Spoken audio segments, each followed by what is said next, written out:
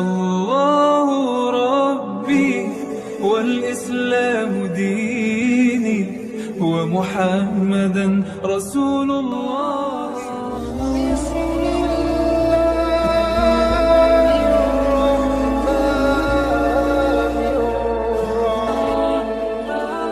الله وبركاته. الله أكبر الله أكبر الله أكبر الله أكبر الله أكبر الله أكبر الله أكبر الله أكبر الله أكبر. الحمد لله الحمد لله الذي نحمده ونستعينه ونستغفره ونعوذ بالله من شرور أنفسنا ومن سيئات أعمالنا. من يهد الله فلا مضل له ومن يضلل فلا هادي له. أشهد أن لا إله إلا الله وحده لا شريك له وأشهد أن محمدا عبده ورسوله. اللهم صل وسلم وبارك على نبينا محمد وعلى آله وأصحابه أجمعين. أما بعد فيا عباد الله أوصيكم ونفسي بتقوى الله وطاعته لعلكم تفلحون. قال الله تعالى في القرآن الكريم: أعوذ بالله من الشيطان الرجيم. يا أيها الذين آمنوا اتقوا الله حق تقاته ولا تموتن إلا وأنتم مسلمون. صدق الله العظيم. الله أكبر الله أكبر الله أكبر walillahil hamd. Jamaah salat Id yang dimuliakan Allah Subhanahu wa taala. Kembali kita bersyukur kepada Allah Subhanahu wa taala. Allah telah memberikan kepada kita nikmat yang banyak, kesempatan yang sangat berarti. Salah satunya kita diberi kesempatan pada tahun ini untuk menikmati ibadah Ramadan. Berakhirnya ibadah Ramadan, berakhirnya bulan suci Ramadan membuat kita punya dua perasaan sekaligus. Pertama, kita bersedih. Kenapa kita bersedih? Karena terasa Ramadan itu cepat berlalu, padahal belum optimal kita menunaikan ibadah Ramadan. Bisa jadi ada di antara kita membaca Al-Quran saja tidak hatam, belum lagi mempelajarinya. Bisa jadi ada di antara kita salat tarawih saja kita malas, sehingga tidak kita tunaikan. Tidak ditunaikan di masjid, tidak ditunaikan di rumah. Bisa jadi ibadah puasa kita cuma menahan lapar dan haus, sehingga Rasul mengingatkan, kam min sa'imin laisa lahu min siyamihi illal ju' wal atas. Berapa banyak orang puasa nggak dapat apa-apa kecuali cuma lapar sama haus. Ramadan sudah berlalu, karenanya kita berharap semoga Allah memberi kesempatan kepada kita sekali lagi pada tahun yang akan datang untuk berada pada bulan Ramadan dan kita bisa menunaikan ibadah Ramadan dengan sebaik-baiknya. Meskipun begitu kita juga gembira. Gembira bukan karena kita sudah tidak berkewajiban lagi beribadah puasa Ramadan, tetapi kita bergembira mudah-mudahan apa yang dijanjikan oleh Rasul sallallahu alaihi wasallam, man shoma ramadhana imanan wa ihtisaban ghufira lahu ma taqaddama min dzambi. Siapa yang puasa karena iman dan mengharap ridha Allah, diampuni dosanya, sehingga kita sekarang betul-betul kembali kepada fitrah seperti bayi yang baru dilahirkan. Kita tidak punya dosa. Amin ya rabbal alamin. Allahu akbar, Allahu akbar, Allahu akbar, walillahil hamd. Kaum muslimin rahimakumullah, pribadi, keluarga, masyarakat, bangsa, ada saat mencapai kemuliaan, tapi juga ada saat mencapai kejatuhan, mencapai kehancuran. Bahkan ada manusia-manusia yang dibahasakan oleh Allah seperti binatang. Di dalam Al-Quran disebutkan ilustrasi-ilustrasi tentang binatang untuk menyebut manusia. Ada disebut seperti nyamuk, ada disebut seperti binatang ternak, ada disebut seperti babi, monyet, dan seterusnya. Nah, kenapa manusia bisa mulia? Kenapa manusia bisa hina? Kenapa manusia bisa jaya? Kenapa manusia bisa jatuh? Maka Rasul Shallallahu Alaihi Wasallam mengingatkan kita dalam satu hadisnya, salasun munjiyatuh. Ada 3 hal yang dapat menyelamatkan manusia dari kehinaan, dari kejatuhan. Apa 3 hal itu? Yang pertama adalah khasyatullah fis sirri wal alaniyah. Takut kepada Allah, baik pada waktu sepi atau pada waktu ramai. Takut kepada Allah saat sendiri atau saat bersama dengan orang lain. Rasa takut kepada Allah ini sangat penting untuk kita miliki. Kenapa begitu? Karena kalau kita sudah takut kepada Allah, maka yang harus kita pahami adalah takut kepada murka, siksa, dan azab dari Allah Subhanahu wa ta'ala. Murka, siksa, azab itu sangat dahsyat. Kalau di dunia ini dari generasi ke generasi ada yang disebut bencana alam. Ada gempa bumi, ada tanah longsor, ada gunung meletus, ada badai, dan seterusnya. Itu sebenarnya sesuatu yang sangat kecil dibanding azab Allah yang sesungguhnya, yaitu azab neraka Jahannam. Dulu ada sahabat bertanya, "Ya Rasul, neraka itu kan panas, api." Iya, panasnya seberapa panas? Kalau bahasa anak sekolah, api neraka itu berapa derajat Celcius? Kata Nabi, "Narukum hadhihi juz'un min sab'ina juz'an." Apimu yang ada di dunia ini baru 1 bagian dari 70 bagian panasnya api neraka.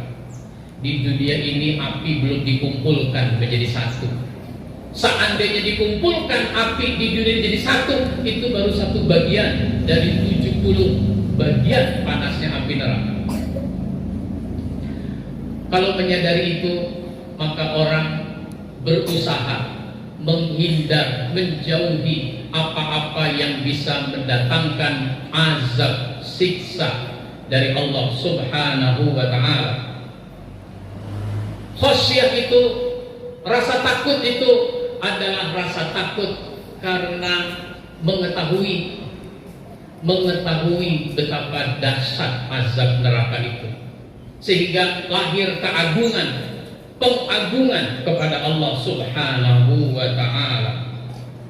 Maka kalau orang sudah ada rasa takut kepada Allah, gampang dia diingatkan, gampang dia menerima nasihat. Maka di dalam surat Fatir, surat 35 ayat 18, Allah Subhanahu wa ta'ala berfirman, "Innama tunzirul ladzina yakhshawna rabbahum bil ghaib wa aqamus shalah wa man tazakka fa innama yatazakka li nafsihi wa ilallahil masir." Sesungguhnya yang dapat kamu beri peringatan hanya orang yang takut kepada azab Tuhannya, sekalipun mereka tidak melihat Allah Subhanahu wa ta'ala dan mereka mendirikan salat. Barang siapa mensucikan dirinya, sesungguhnya dia mensucikan dirinya itu untuk dirinya sendiri, dan kepada Allah dia kembali. Allahu Akbar, Allahu Akbar, walillahil hamd. Yang kedua, yang membuat orang bisa selamat. Faktor penyelamat dalam kehidupan kita di dunia dan di akhirat adalah wal adlu fir ridha wal ghadab. Berlaku adil baik pada saat kita ridho atau pada saat kita marah. Berlaku adil kepada orang yang kita cinta atau kepada orang yang kita benci. Adil sesuatu yang sangat penting. I'dilu huwa aqrabu littaqwa. Berlaku adillah karena adil itu lebih dekat kepada takwa. Mulailah berlaku adil kepada diri kita sendiri. Berlaku adillah kepada diri sendiri. Apa yang menjadi hak diri kita penuhi. Diri kita punya hak untuk istirahat, maka beristirahatlah. Tapi banyak orang waktunya istirahat, tapi dia tidak mau istirahat. Dia lebih suka ngobrol panjang lebar, sudah larut malam, dini hari. Itu namanya orang tidak berlaku adil kepada dirinya sendiri. Saat-saat tertentu iya, dia harus tidak tidur saat-saat tertentu.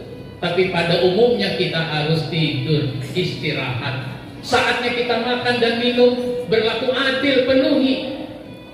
Selanjutnya berlaku adil kepada keluarga. Hak-hak istri harus kita penuhi, hak-hak anak harus kita penuhi. Jangan suka membeda-bedakan anak satu dengan anak yang lain. Anak satu karena ganteng, karena cantik diajak bepergian. Anak yang satu lagi karena kurang cantik, kurang ganteng, di rumah saja, jaga rumah, nggak pernah diajak pergi-pergi. Dalam konteks hukum, berlaku adil itu adalah menegakkan hukum. Siapa yang salah dihukum sesuai dengan tingkat kesalahannya. Yang tidak salah jangan dipersalahkan. Yang tidak salah jangan divonis bersalah. Seorang hakim tidak boleh gengsi. Emang dia tidak salah, ya sudah, jangan divonis bersalah, jangan dicari-cari kesalahannya. Oleh karenanya Rasulullah Shallallahu Alaihi Wasallam ketika dilaporkan tentang ketidakadilan dalam kehidupan masyarakat, beliau mengatakan, andai anakku Fatimah mencuri, akan aku potong tangannya. Umar bin Khattab waktu menjadi khalifah, ada kasus orang Yahudi,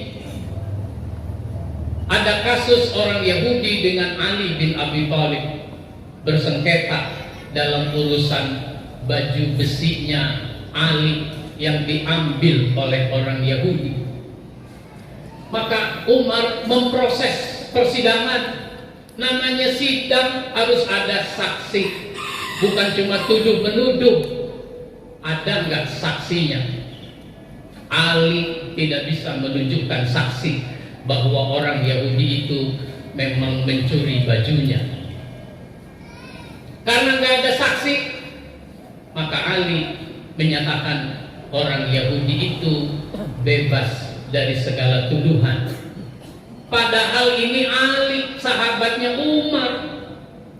Tapi Umar tidak mau gegabah dalam memutuskan perkara.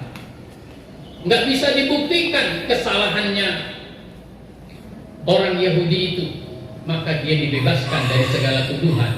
Ini sebuah contoh berlaku adil. Oleh karenanya negara kita pun akan mengalami kehancuran, akan mengalami keruntuhan apabila keadilan tidak ditegakkan.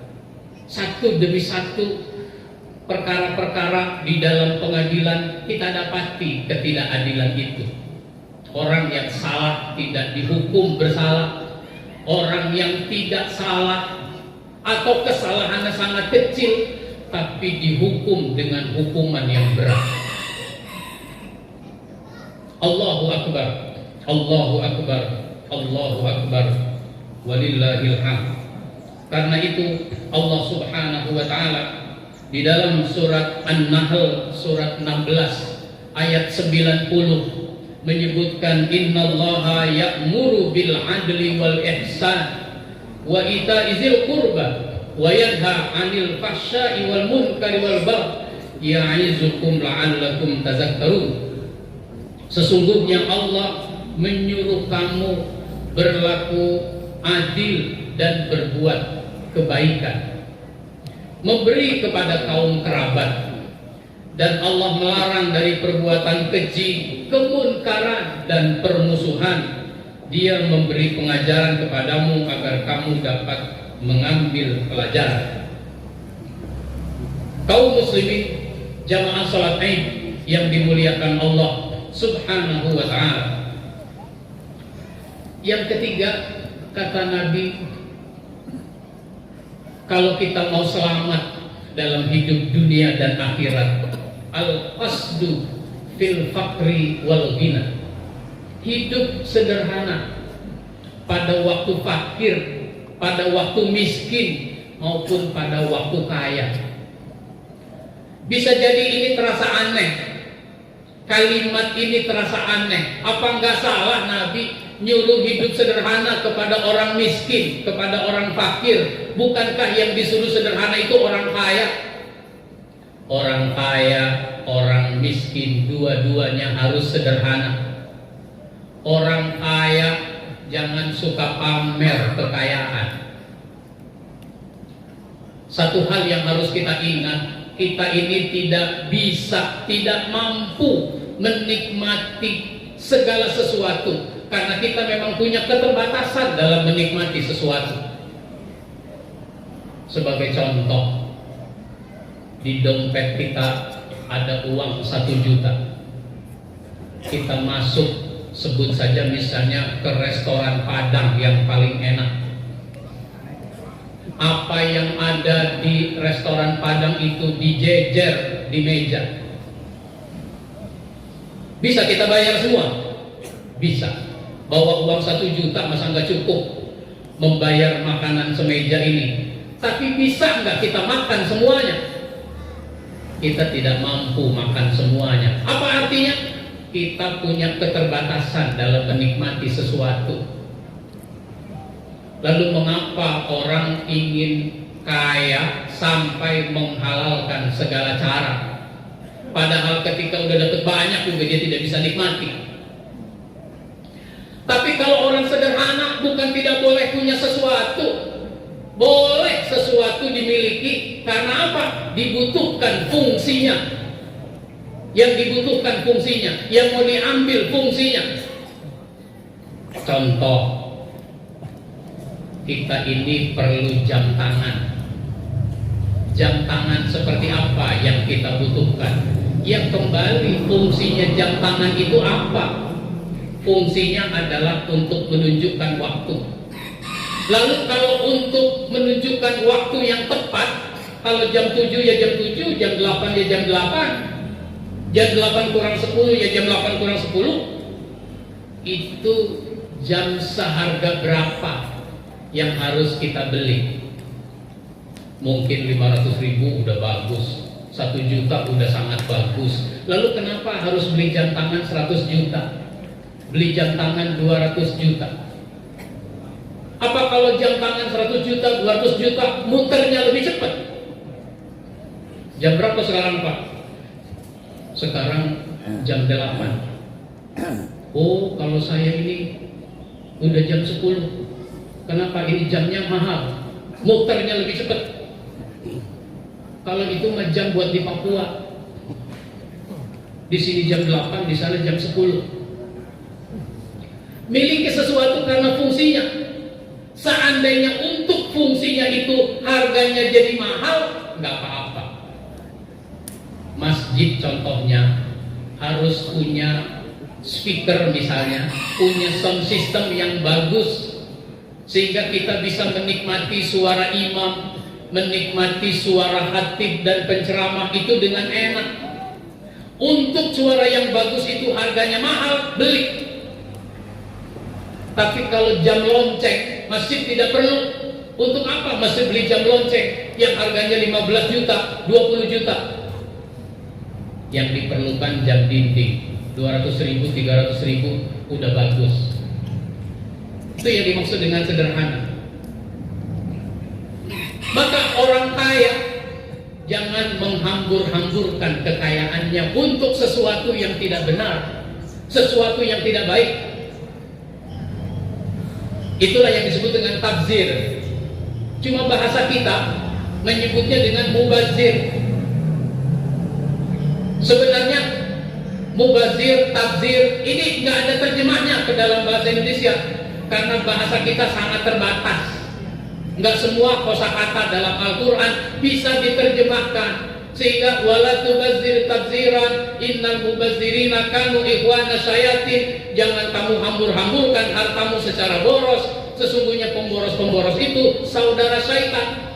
Sebenarnya nggak cocok penerjemahannya, kata yang ahli bahasa, tapi karena tidak ada, ya begitulah terjemahannya. Maka perlu pengertian. Tabzir itu adalah membelanjakan uang, membelanjakan harta, menggunakan harta untuk sesuatu yang tidak baik dan tidak benar. Meskipun cuma 1.000 rupiah, kalau digunakan untuk sesuatu yang tidak baik, tidak benar, itu namanya tabzir. Orangnya disebut mubazir. Coba kita renungkan, ada nggak uang kita keluarkan untuk sesuatu yang tidak baik? Seorang bapak marah kepada anaknya yang kelas 6 SD, yang 1 SMP, ketika anak itu sudah mulai merokok. Padahal itu anak merokok karena meniru bapaknya. Kenapa bapaknya marah anaknya mulai merokok? Padahal mengeluarkan uang meskipun 1.000 rupiah untuk beli rokok, itu namanya tabzir. Orangnya namanya mubazir. Mubazir itu saudaranya syaitan. Innal mubazirina kanu ikhwana syayatin. Tapi berapa banyak orang senang sekali merokok. Bahkan di masjid sekalipun dia merokok juga. Mestinya di masjid sudah steril dari rokok. Orang tidak boleh merokok di area masjid, meskipun itu halaman masjid. Ada kantor, siapapun nggak boleh merokok di kantor itu. Apa karena ini gedung pakai AC? Bukan. Di halamannya juga tidak boleh. Di tempat parkir juga tidak boleh. Maka kalau ada karyawan mau merokok, keluar dari luar pagar, silahkan, terserah itu. Sehingga karyawan itu kalau mau merokok dia di luar pagar. Bayangkan di kantor itu tidak boleh merokok, kalau mau merokok di luar pagar. Di masjid orang merokok di area masjid, bahkan di dalam masjid. Lalu bagaimana sederhana buat orang susah, sederhananya buat orang miskin? Orang miskin juga disuruh sederhana. Kenapa? Jangan bergaya hidup seperti orang kaya. Kalau ukuran orang kaya misalnya punya mobil pribadi karena memang itu dibutuhkan. Orang miskin nggak usah bergaya hidup seperti orang kaya. Dia juga mau punya mobil pribadi. Bukannya nggak boleh, tapi bagaimana mungkin dia harus punya mobil pribadi? Kenapa? Karena pendapatannya tidak cukup. Bayar cicilan motor saja sudah berat, bagaimana mau cicilan mobil? Kira-kira begitu. Cuma sayang ada ungkapan yang suka dipakai, biar miskin asal sombong. Meskipun miskin, gaya hidup kayak orang kaya. Akhirnya apa? Akhirnya mencuri punya orang. Kalau dihitung-hitung para pejabat itu gajinya berapa, tapi ternyata dia seperti pengusaha, gaya hidupnya seperti pengusaha, mobilnya sangat mahal, rumahnya sangat mewah, ternyata itu dari korupsi. Jadi mencuri atau ngutang. Negara juga begitu. Negara susah tapi pengen gaya hidup negara kaya. Akhirnya apa? Ngutang. Bukannya nggak boleh utang. Utang itu boleh. Kalau memang produktif dalam hitungan-hitungan kita mampu membayarnya. Tapi ternyata banyak orang utang itu tidak ditimbang-timbang. Akhirnya apa? Dia mengalami kesulitan. Maka Rasulullah Shallallahu Alaihi Wasallam berdoa setiap hari, Allahumma inni a'udzubika min ghalabati daini wa qahri rijal. Ya Allah, lindungi aku dari lilitan hutang dan dominasi orang lain. Kalau kita punya utang, kita dikuasai sama orang yang memberi utang. Bisa pribadi, bisa keluarga, bahkan bisa negara sekalipun bisa dikuasai oleh yang memberi utang, diatur oleh yang memberi utang. Oleh karenanya ini semua harus kita jadikan sebagai bahan agar sesudah Ramadan ini kita bisa menjalani hidup lebih baik, lebih proporsional, lebih sesuai dengan ketentuan-ketentuan Allah dan Rasul-Nya. Mudah-mudahan khutbah yang singkat ini bermanfaat buat kita semua, dan mohon maaf apabila ada hal-hal yang kurang berkenan. Bismillahirrahmanirrahim. Allahumma ighfir lil mu'minina wal mu'minat wal muslimina wal muslimat al ahya'i minhum wal amwat innaka sami'un qaribun mujibud da'wat ya qadiyal hajat. Allahumma ansur man nasarad-din wanzur man khazalal muslimin. Allahumma ansuril islam wal muslimin fi kulli makan wa fi kulli zaman. Allahumma arinal haqqa haqqan warzuqna ittiba'ah wa arinal batila batila warzuqna ijtinabah. Rabbana ighfir lana wa liwalidayna warhamhuma kama rabbayana shaghira wa li jami'il muslimin wal muslimat wal mu'minin wal mu'minat al ahya'i minhum wal amwat innaka sami'un qaribun mujibud da'wat ya qadiyal hajat. Allahumma rabbana zalamna anfusana wa in lam taghfir lana wa tarhamna lanakunanna minal khasirin. Rabbana atina fid dunya hasanah wa fil akhirati hasanah wa qina adzaban nar. Walhamdulillahi rabbil alamin. Taqabbalallahu minna wa minkum. Taqabbal ya karim. Wassalamu alaikum warahmatullahi wabarakatuh.